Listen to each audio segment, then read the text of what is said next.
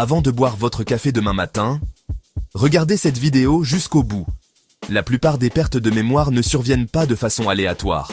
En réalité, votre cerveau est le plus vulnérable pendant les premières heures après le réveil.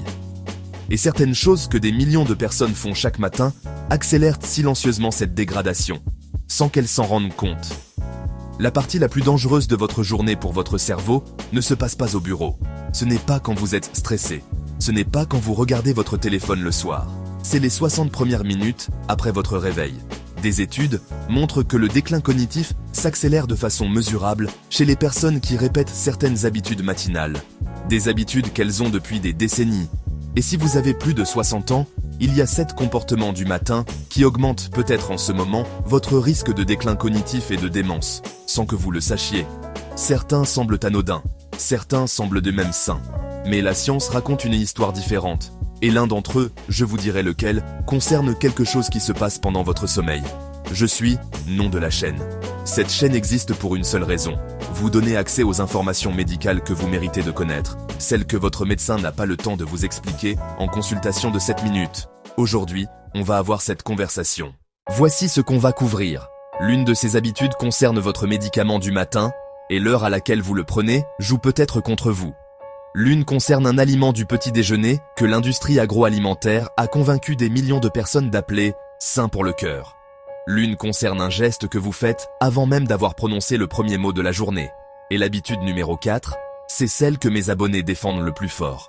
Et c'est là que le timing du matin fait toute la différence. Je publie ces vidéos chaque semaine. Des informations médicales réelles, un langage simple, sans remplissage. Si ça a de la valeur pour vous, abonnez-vous maintenant, ça prend une seconde. Habitude Neuze 1. Se lever trop vite. Et celle-là commence avant même que vos pieds touchent le sol. Pendant le sommeil, votre cerveau consolide les souvenirs et évacue les déchets neuronaux via le système lymphatique, son système de nettoyage. Ce processus se termine dans les toutes dernières minutes du sommeil. Quand vous vous levez brusquement, la pression artérielle monte en flèche. Le flux sanguin cérébral est perturbé. Et ce nettoyage nocturne est interrompu avant son terme. Ce que je recommande à tous mes abonnés de plus de 60 ans, avant de vous lever, restez assis sur le bord du lit, 30 à 60 secondes. Respirez lentement. Laissez votre circulation s'ajuster. Ça prend moins d'une minute. Ça ne coûte rien. Et les preuves derrière ça sont réelles. Vous avez dormi 7 à 8 heures sans boire une seule goutte. Au réveil, votre sang est plus épais, plus visqueux qu'à n'importe quel autre moment de la journée. Et voilà ce que la plupart des gens font en premier. Ils attrapent à leur café. La caféine est un diurétique léger. Elle pousse les reins à éliminer davantage de liquide. Donc avant d'avoir remplacé une seule goutte de ce que vous avez perdu la nuit, vous en perdez encore plus. Un sang épais irrigue moins bien le cerveau, et un cerveau mal irrigué le matin accumule davantage de protéines toxiques, celles qu'on retrouve dans les cerveaux Alzheimer. Le remède, un grand verre d'eau dans les 10 premières minutes après le réveil. Pas un protocole, pas un complément, 25 centilitres d'eau. C'est le changement matinal au meilleur rapport coût-bénéfice de toute cette liste. Si vous prenez un traitement pour la tension, le cholestérol ou le diabète, cette habitude vous concerne directement. Pendant des décennies, l'instruction standard était « Prenez votre médicament le matin ». Pour la plupart des patients, c'est encore l'instruction. Mais il y a une question dans cette recommandation que la majorité des patients n'ont jamais posée. Est-ce que le matin est vraiment le bon moment pour le médicament spécifique que vous prenez ? Votre tension artérielle suit un rythme de 24 heures. Elle baisse pendant le sommeil profond. Elle monte brusquement dans les premières heures du matin. C'est la fenêtre de risque la plus élevée pour les accidents cardiovasculaires et les accidents vasculaires cérébraux. Si votre médicament atteint son pic puis se dissipe avant cette fenêtre, vous avez peut-être un vide de protection au pire moment possible. Je ne vous dis pas de changer votre traitement seul. Je vous dis de poser cette question à votre médecin. Compte tenu du médicament que je prends et de mon profil de tension, l'heure du matin est-elle optimale pour moi ? La plupart des patients n'ont jamais posé cette question. Elle vaut la peine d'être posée. Et je dois vous demander d'écouter celle-là attentivement. Parce que c'est l'habitude que les personnes qui suivent cette chaîne défendent le plus fort. Soyons clairs d'emblée. L'exercice physique régulier est l'une des choses les plus protectrices que vous puissiez faire pour votre cerveau. Il réduit le risque de démence de façon significative. Ce n'est pas en question. Ce qui est en question, c'est l'exercice intense dans les 20 à 30 premières minutes après le réveil, avant que votre système cardiovasculaire ait eu le temps de se stabiliser après l'état nocturne. Voilà ce qui s'accumule contre vous dans cette fenêtre. Votre tension est déjà en montée. Votre sang est encore épais. Votre cortisol est élevé. Et vous ajoutez une hausse rapide de la fréquence cardiaque et de la pression systolique par-dessus tout ça. Pour un adulte de 38 ans en bonne santé, le corps gère cette combinaison sans difficulté. Pour une personne de 68 ans avec une hypertension non contrôlée, ces expositions cumulées représentent un profil de risque différent, pour le cerveau en particulier. La recommandation n'est pas d'arrêter l'exercice matinal. C'est d'insérer une fenêtre de 10 minutes d'intensité légère d'abord. Marche lente, étirement, mouvement doux. Buvez de l'eau. Laissez votre tension se normaliser. Ensuite, faites votre sport. Ces 10 minutes changent l'équation du risque de façon significative. Et c'est là que je veux reconnaître quelque chose directement. Les personnes qui ont cette prochaine habitude ne font pas de mauvais choix.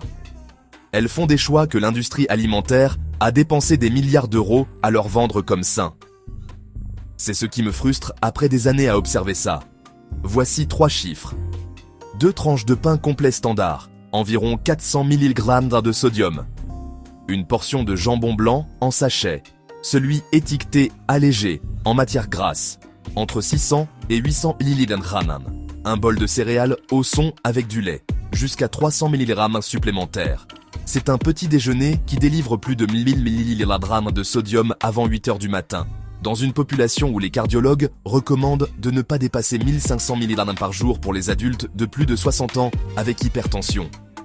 Le sodium élève la tension artérielle. Une tension artérielle élevée est le premier facteur de risque modifiable du déclin cognitif et de la démence. Et le matin est déjà le moment où votre tension est en pic. Je ne vous demande pas d'éliminer le sodium. Je vous demande une seule chose. Lisez l'étiquette de votre pain cette semaine, juste cette étiquette. Le chiffre va vous surprendre. Les douleurs articulaires au réveil sont l'une des plaintes les plus fréquentes chez les adultes de plus de 60 ans. Et le réflexe que des millions de personnes ont développé, c'est de prendre de l'ibuprofène ou du kétoprophène, un anti-inflammatoire, dans le cadre de leur routine matinale. Parfois avant de manger, parfois avant même de boire. Laissez-moi vous parler d'un patient que j'appellerai Michel, 72 ans. Il prenait 2 ibuprofènes chaque matin depuis environ 3 ans pour ses douleurs de genoux. Sa tension artérielle ne cessait d'augmenter. Nous avions ajusté son traitement 2 fois, nous ne parvenions pas à la contrôler. Un collègue a suggéré qu'on arrête l'ibuprofène. On a essayé du paracétamol à la place. On a géré les douleurs différemment. En 6 semaines d'arrêt de l'ibuprofène, sa pression systolique a chuté de 14 points. Nous n'avons ajouté aucun médicament, nous en avons retiré une habitude. Voici le mécanisme. Les anti-inflammatoires non stéroïdiens poussent les reins à retenir sodium et eau. Cette rétention augmente le volume sanguin. Un volume sanguin plus élevé élève la tension. Et le matin, quand la tension est déjà en montée naturelle, cette poussée pharmacologique s'ajoute au pire moment. La première alternative à envisager, le paracétamol. Il gère la douleur sans les effets sur la rétention sodique et la tension artérielle. Si votre douleur nécessite quelque chose de plus fort, c'est une conversation avec votre médecin. Pas une raison de continuer l'ibuprofène chaque matin sans savoir ce qu'il fait à votre tension. Voici quelque chose que la plupart des gens ne savent pas.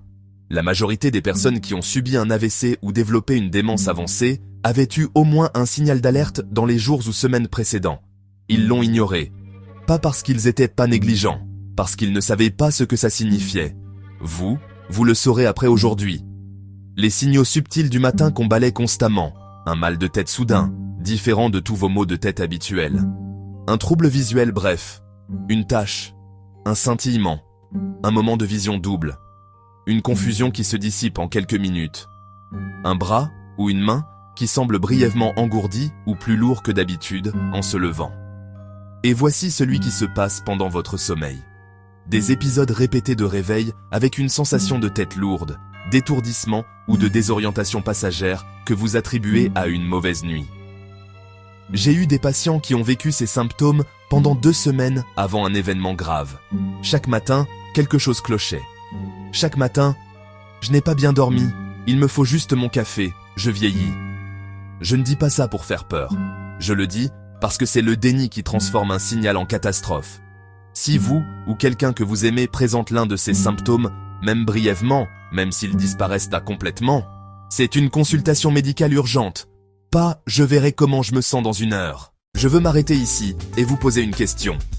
Y a-t-il quelqu'un dans votre vie, un conjoint, un parent, un ami, dont vous savez qu'il fait 2 ou 3 des choses sur cette liste? Quelqu'un qui prend un anti-inflammatoire chaque matin, saute l'eau, file directement au café, n'a jamais discuté du timing de ses médicaments avec son médecin? Envoyez-lui cette vidéo maintenant, avant de finir de regarder, WhatsApp, SMS, email, peu importe. Ce partage est plus utile que n'importe quoi d'autre que vous ferez dans les 30 prochaines secondes. Et il pourrait compter plus que vous ne le pensez. Avant de terminer, je veux être direct sur quelque chose.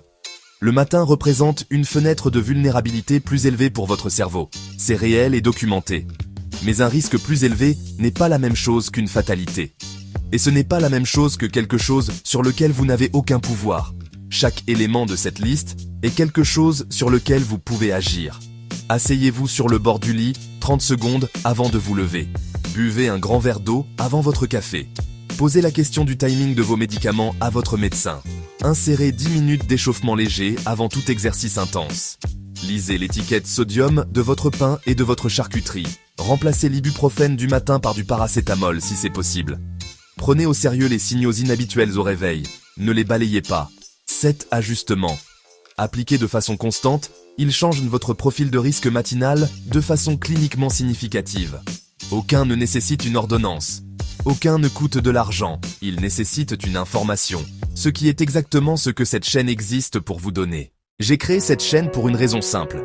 Les personnes dont je me souviens le plus ne sont pas toujours celles qui avaient les diagnostics les plus complexes. Ce sont souvent celles où une seule information qu'elles n'avaient pas avant a changé la trajectoire. J'espère que cette vidéo a été cette conversation pour quelqu'un qui regarde aujourd'hui. Tout ce qui est dans cette vidéo est à visée éducative uniquement. Ce n'est pas un avis médical et cela ne remplace pas une consultation avec votre propre médecin. Si vous avez des inquiétudes concernant l'une des habitudes que nous avons évoquées, parlez-en à votre médecin. Si cette vidéo vous a été utile, abonnez-vous. Je publie une vidéo comme celle-ci chaque semaine. Et laissez un commentaire.